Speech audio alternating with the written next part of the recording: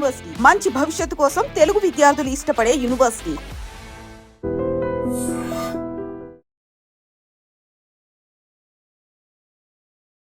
Hello aspirants, మీరు ఎంతో ఫిజికల్గా అండ్ మెంటల్గా చాలా స్ట్రెస్ తీసుకొని at the same time books పట్టుకొని ఎన్నో ఏళ్ళ నుంచి చదువుతూ ఉన్నారు. బట్ ఎస్ఐ పోస్ట్ కానీ లేకపోతే ఒక కానిస్టేబుల్ పోస్ట్లో జాబ్ రావడానికి ఎంత కష్టాలు పడతారో తెలిసిందే.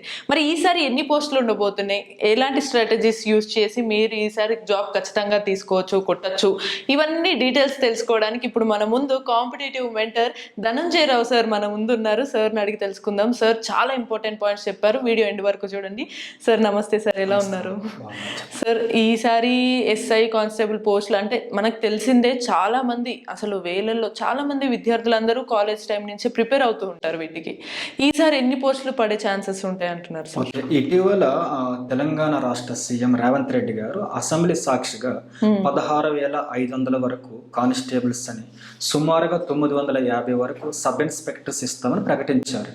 అలాగే ప్రెసెంట్ ఇటీవల ఏపీ రాష్ట్ర సీఎం కూడా ఏమని ప్రకటించారంటే, సుమారుగా 6,000 ఖాళీలు అయితే పోలీస్ డిపార్ట్మెంట్లో ఉన్నాయి, ఫాస్ట్గా ఫిల్ చేస్తామని ప్రకటించారు.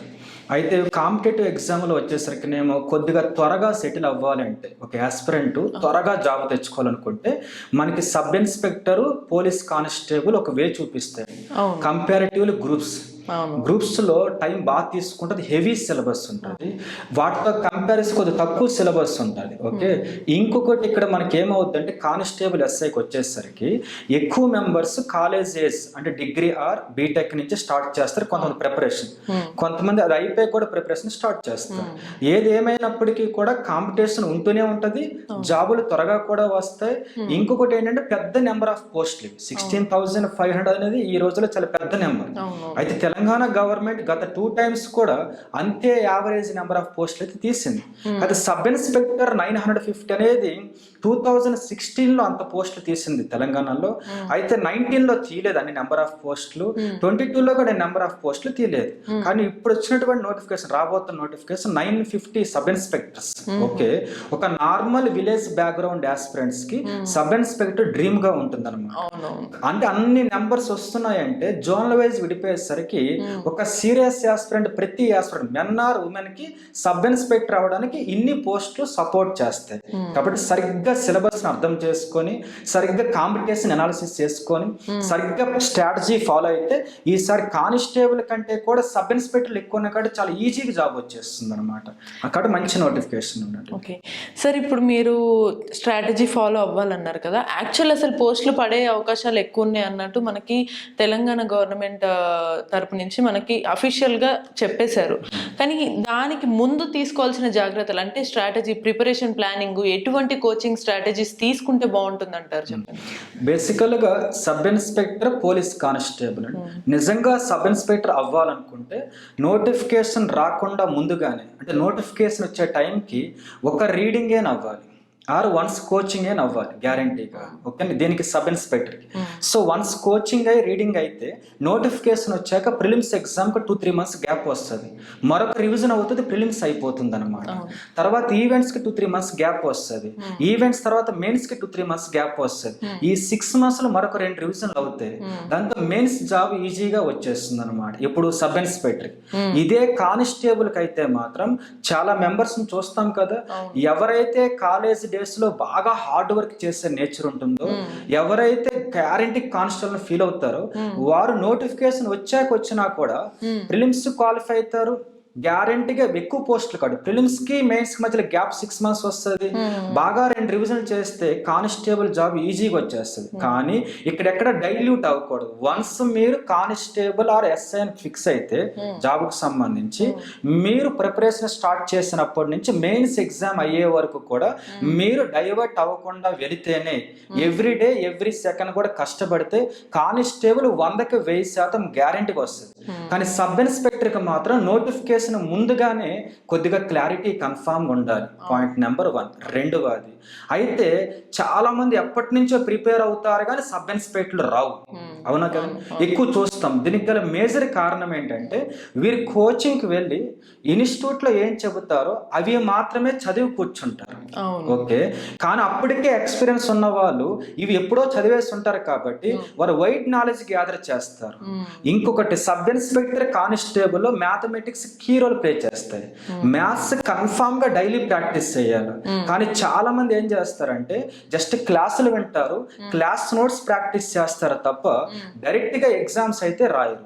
నిజంగా మీరు సబ్ ఇన్స్పెక్టర్ అవ్వాలనుకుంటే మాత్రం కనీసం డేకి ఒక స్మాల్ ఎగ్జామ్ రాయాలి మ్యాథ్స్ మీద. ఓకే, ఇంకొకటి ఫస్ట్ పేపర్ మ్యాథ్స్ ఉంటుంది మెయిన్స్ లో 200 మార్క్స్. 200కి మినిమం వీరు daily half day maths practice చేసి ఒక ఎగ్జామ్ రాస్తే మాత్రం 200కి 130-140 స్కోర్ మినిమం గ్యారంటీకి వస్తుంది. ఓకేనండి, ఒకటి. రెండవ పాయింట్ ఏంటంటే వీరు ఎవరి దగ్గర అయితే కోచింగ్ తీసుకుంటారో అది క్లాస్ నోట్స్ వరకే యూజ్ చేయాలి. ప్రాక్టీస్కి ఎట్టి పరిస్థితుల్లో ఆ బుక్ వాడకూడదు, ఆ చెప్పిన వ్యక్తి యొక్క బుక్ ప్రాక్టీస్ చేయకూడదు, ఎందుకంటే వైడ్ నాలెడ్జ్ కావాలి కాబట్టి. రెండవది ఇది దూరం చేసుకుంటే సబ్ ఇన్స్పెక్టర్ వస్తుంది. మూడవది వచ్చేసరికి జిఎస్ వద్దాం ఒక్కసారి. జిఎస్కి వచ్చేసరికి నేను అన్ని సబ్జెక్టులు ఈక్వల్ గా చదివితే అట్ ది ఎండ్ 200కి 120, 110, 125 వచ్చి ఆగిపోతున్నారు. అలా కాకుండా current affairs 50 marks, science 40 marks, geography approximate గా 25 to 30 మార్క్స్. ఇది కాకుండా ఇండియన్ హిస్టరీ, ఈ 4 సబ్జెక్ట్స్ ని పిల్లర్ గా పెట్టుకున్నట్లయితే ఈ 4 కలిపి యావరేజ్ గా మీకు 145 మార్క్స్ వెయిటేజ్ కలిగి ఉంటాయి. మీరు ఒకవేళ సరిగ్గా ప్లాన్ చేసుకొని ఈ 4 సబ్జెక్టులు ఎవ్రీడే 1 అవర్ అయినా ప్రిపేర్ అయితే మీరు మెయిన్స్ రాసే లోపు ఈ 4 సబ్జెక్టులు ఒక 10 times రివిజన్ అవుతాయి. వైడ్ నాలెడ్జ్ వస్తుంది. దానివల్ల బెనిఫిట్ ఏంటంటే మీకు 145 ఈ 4 సబ్జెక్టులోనే మీకు 120 వచ్చేస్తాయి. నెగిటివ్ ఉంటది కాబట్టి మిగిలిపోయిన 55 మార్క్స్ లో మీకు ఒక 20 వచ్చిన 145 అయిపోతాయి.